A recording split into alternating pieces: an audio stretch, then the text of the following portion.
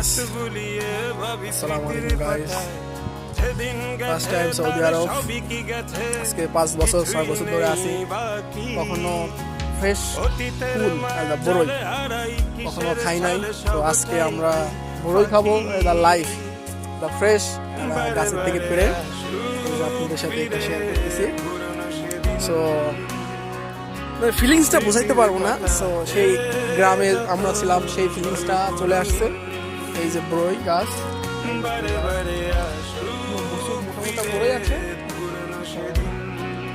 এই যে বড়ই খুব মিষ্টি, অনেক মিষ্টি, মানে বলা যাবে না।